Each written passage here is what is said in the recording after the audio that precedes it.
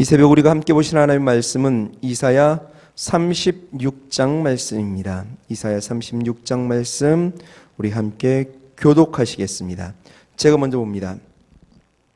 히스기야 왕 14년에 아수르 왕 사네립이 올라와서 유다 모든 견고한 성을 쳐서 취하니라.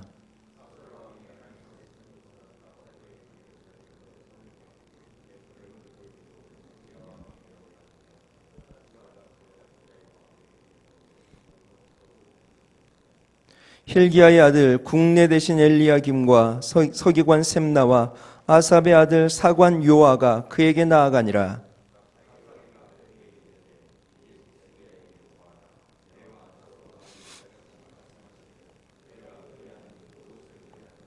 내가 말하노니 내가 좋게 싸울 모략과 용맹이 있노라 함은 입술에 붙은 말뿐이니라. 내가 이제 누구를 의뢰하고 나를 반역하느냐.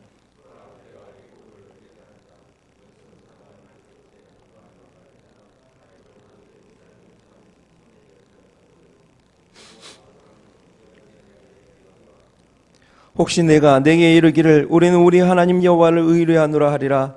많은 그는 그의 산당과 제단을 히스기야가 제하여 버리고 유다와 예루살렘에 명하기를 너희는 이 제단 앞에서만 경배하라던 그 신이 아니냐 하셨느니라.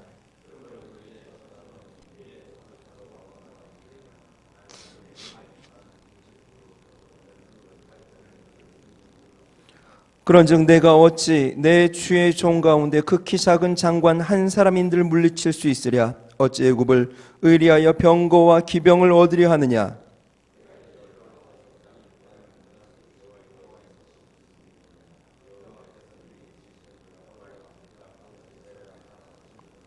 이에 엘리야김과 셈나와 요아가 랍사기에게 이르되 우리가 아람 방언을 아오니 청컨대 그 방언으로 당신의 종들에게 말씀하고 성 위에 있는 백성이 듣는 데서 유다 방언으로 말하지 마소서.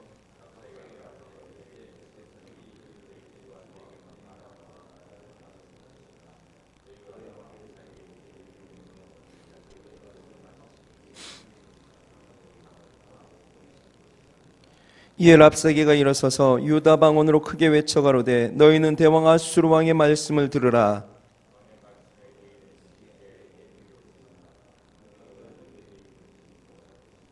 히스기야가 너희로 여호와를 의리하게 하려는 것을 받지 말라. 그가 말하기를 여호와께서 반드시 우리를 건지시리니 이 성이 아수르 왕의 손에 부침이 되지 아니하리라 할지라도.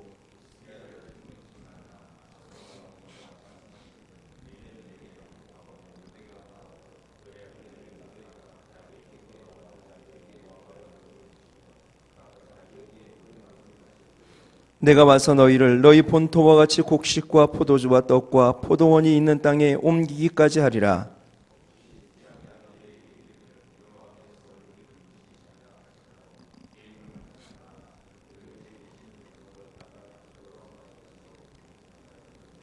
하맛과 아르밧의 신들이 어디 있느냐? 스발와임의 신들이 어디 있느냐? 그들이 사마리아를 내 손에서 건졌느냐?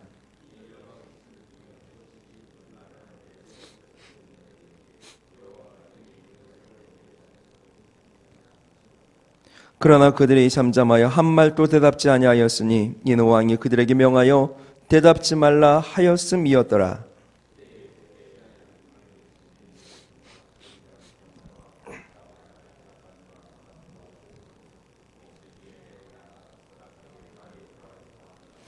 아멘.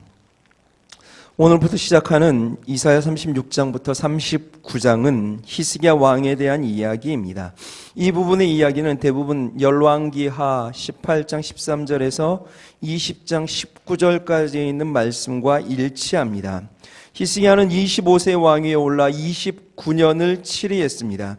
그는 그 조상 다윗의 모든 행위와 같이 여호와 보시기에 정직히 행했습니다. 여러 산당을 제하며 우상 숭배를 끝장냈습니다. 주상을 깨뜨리고 아세라 목상을 찍었습니다. 심지어 모세가 만들었던 놋뱀까지도 부수고 이스라엘 하나님 여호와만 의지합니다. 그래서 성경은 여호와께 연합하여 떠나지 아니하고 모세에게 명하신 모든 계명을 지킴으로 그의 전후 유다 여러 왕 중에 그러한 자가 없었다라고 말할 정도였습니다. 하나님께서는 그와 함께 하셨고 그가 어디로 가든지 형통케 하셨습니다. 그런데 그런 그에게 시련이 찾아옵니다. 그가 왕위에 오른 지 4년에 아수르가 북왕국 이스라엘을 포위하고 제위 6년에 멸망당하는 것을 보게 됩니다. 그리고 히스기야 통치 14년에 아수르가 남유다를 침공해 들어옵니다. 놀란 히스기야는 아수르 왕이 요구한 은 300달란트와 금 30달란트를 내기 위해 여호와의 전과 왕궁 곳간에 있는 은을 다 내주고 여호와의 전 문의 금과 모든 기둥에 입힌 금을 벗겨 아수르 왕에게 줍니다. 그럼에도 아수르는 군사를 돌리지 않았고 유다의 성읍을 파숙지세로 깨뜨리고 예루살렘으로 몰려옵니다. 역사의 기록을 보면 아수르는 당시 유다의 46개 도시와 마을을 공략했다고 합니다. 아수르 왕 사네립은 유대의 라기스를 근거지로 삼고 자기의 군대 장관 랍사게를 예루살렘으로 보냅니다. 히스기야는 힐기야의 아들 국내 대신 엘리야김과 서기관 셈나와 아삽의 아들 사관 요아로 그를 맞이하게 합니다. 국내 대신은 왕 다음 가는 권력자로서 총리 대신을 가리킵니다. 서기관은 대외적인 공문서 처리와 서신 연락 사무를 맡아 일하는 자이며 사관은 나라의 중요한 사건과 업무를 기록하고 문서를 보관하는 일을 맡은 자입니다. 랍사게는 그들에게 협박을 하기 시작합니다. 상한 갈대 지팡이와 같은 애굽을 의지해봤자 소용이 없을 것이다. 그리고 무력하다며 하나님을 조롱하기 시작합니다. 심지어는 아수르가 유다를 침공하여 정복하는 것은 하나님의 뜻이라고까지 이야기하며 하나님 명하신 일이라고 조롱하기 시작합니다. 랍사게는 여기 한술 더 떠 백성들이 알아들을 수 있는 유다 방언으로 유다 백성들을 수치와 공포로 몰아가는 말을 계속해대며 항복을 종용합니다. 항복만 하면 좋은 땅으로 옮겨서 잘 살게 해주겠다 유혹합니다. 그런데 여러분, 히스기야는 당시 성경의 고백처럼 유다 전후에 그런 왕이 없다고 할 정도로 정직히 하나님만 섬겼던 인물입니다. 그 조상 다윗의 모든 행위와 같이 행했습니다. 우상을 타파했습니다. 이스라엘 하나님 여호와만 의지한 선한 왕입니다. 그런데 그런 선한 왕에게 너무나 큰 어려움이 다가왔다라고 하는 겁니다. 히스기야 왕의 아버지인 아하스 왕은 이에 반해 너무나 나쁜 왕이었습니다. 하나님은 이사야를 통해 아하스에게 반아수르 동맹에 가입하지 말고 하나님만 의지하라고 했습니다. 그렇지만 아하스는 하나님을 신뢰하지 않았고 그렇게 경고한 이집트와 손을 잡아버립니다. 정작 하나님에게는 도움을 구하지 않았던 왕이 아하스입니다.